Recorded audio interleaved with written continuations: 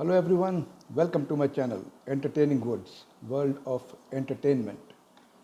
1968 में एक suspense thriller movie आई थी जिसका नाम था बाजी। धर्मेंद्र वहीदा रहमान इसके लीडिंग हीरो हीरोइन थे। ये बड़े ही इंटरेस्टिंग टॉपिक पर बनाई गई एक फिल्म है। वहीदा रहमान के एक अंकल हैं जो 2.5 लाख रुपए की इंश्योरेंस लेते हैं। उस टाइम पे 2.5 लाख रुपया इन द 60s बहुत बड़ी रकम होती थी। तो इंश्योरेंस कंपनी पता करना चाहती है कि इतनी बड़ी रकम का इंश्योरेंस इस व्यक्ति ने क्यों किया है, और उसके पीछे अपने आदमी जॉनी वॉकर को लगाते हैं कि वो पता करे कि वाई ही हैज़ टेकन इतनी बड़ी इंश्योरेंस, जबकि उसका इस दुनिया में कोई नहीं है सिवाय एक भतीजी के, वहीदा रहमान के।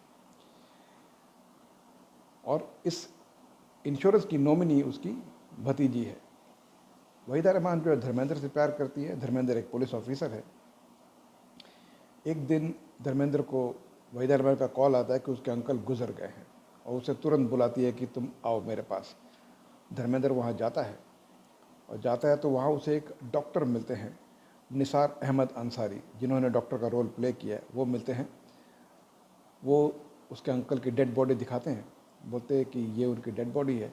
और वहीदा रहमान ऊपर सो रही है क्योंकि उसे नींद का इंजेक्शन दे दिया गया है। वो ऑलमोस्ट बेहोश हो गई थी अपने अंकल की डेथ को सुनकर।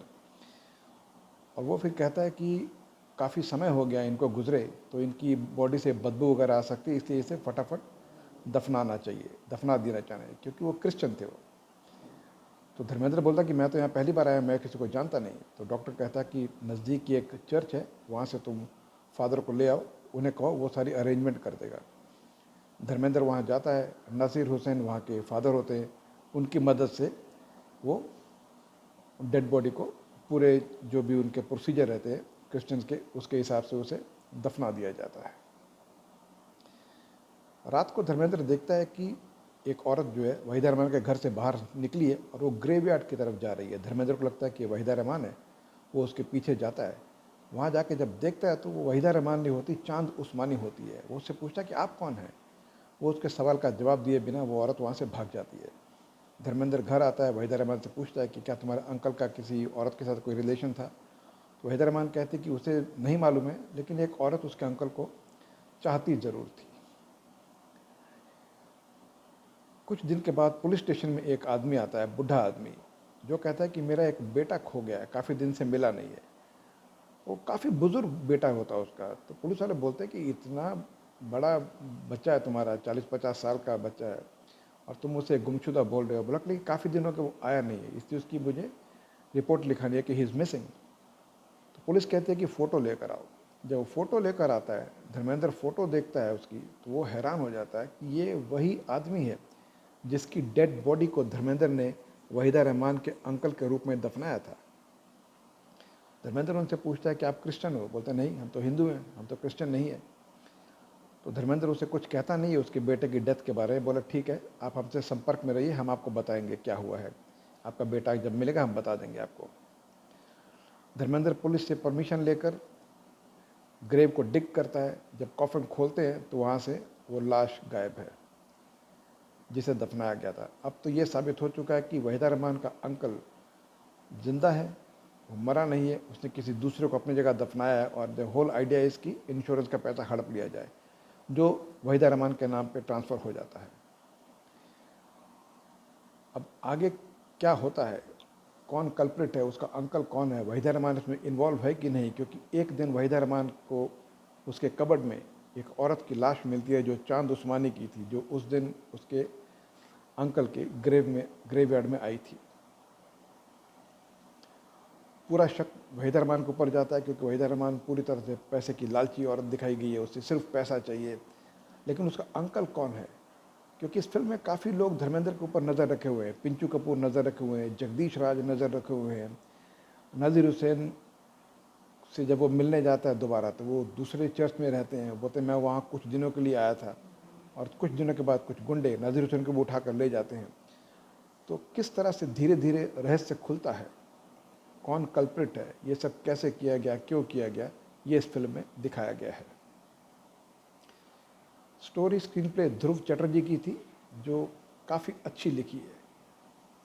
बहुत ही रोचक है, बहुत ही इंटरेस्टिंग स्टोरी लाइन है। बस एक ही चीज़ खलती है कि करीब 20 मिनट का अनवांटेड कॉमेडी दिखाई गई है हेलन, शम्मी और जॉनी वॉकर के बीच में, जो लगता है कि इस फिल्म में रुकावट पैदा कर रही है। अदरवाइज़ फिल्म काफ़ी इंटरेस्टिंग है अगर इन 20 मिनट को निकाल दिया जाए और एक गाना भी दे दिया गया इन तीनों के ऊपर, जो लगता है कि फिल्म की स्पीड को थोड़ा सा ब्रेक्स लगा रहे हैं। डायलॉग एहसान रिजवी के हैं, जो बहुत अच्छे डायलॉग्स लिखे हैं उन्होंने। वेरी नाइस डायलॉग्स बाय एहसान रिजवी। कल्याण जी आनंद जी ने म्यूज़िक दिया था और शकील बदायूनी ने इसे गाने लिखे थे। 5 गाने हैं, 2 गाने ठीक ठाक हैं, जैसे प्यार किए बातें और दिल टूटा रोए नैना, दोनों आशा भोसले ने गाए हैं, वहीदा रहमान के ऊपर पिक्चराइज किए गए और दोनों गाने अच्छे हैं।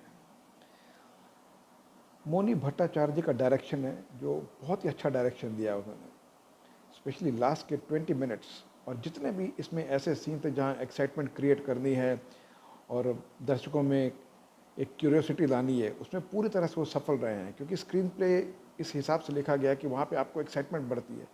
आप सोचने लग जाते हैं कि व्हाट नेक्स्ट, अब आगे क्या होगा, अब आगे क्या होगा, अब आगे क्या होगा। तो वहाँ पर आपको एंगेज करने में स्टोरी स्क्रीन प्ले के साथ डायरेक्टर ने अपना जो काम किया है वो बहुत ही खूबी के साथ किया है। और लास्ट के 20 मिनट्स, स्पेशली जो फाइट सीक्वेंस है लास्ट के 10 मिनट की, वो बड़ी ज़बरदस्त है। 1968 को आपको दिमाग में रखना पड़ेगा, ध्यान में रखना पड़ेगा, और उस टाइम पे जो जिस तरह के एक्शन सीक्वेंस पिक्चराइज किए गए हैं वो बहुत ही लाजवाब किए गए हैं।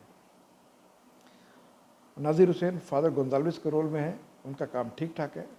निसार अहमद अंसारी जो डॉक्टर का रोल निभाया था वो ठीक उन्होंने काम किया है। चांद उस्मानी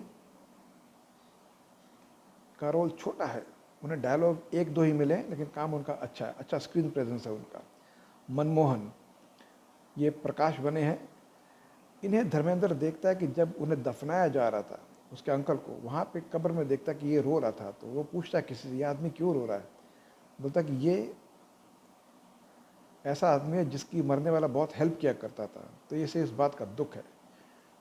तो धर्मेंद्र बोलता है ठीक है चलो। ये मनमोहन ने वो रोल किया, उसका काफ़ी इंपॉर्टेंट रोल भी है इस फिल्म में। He has some relation with the culprit, with the dead body, जो आप फिल्म देखेंगे तो आपको पता चलेगा।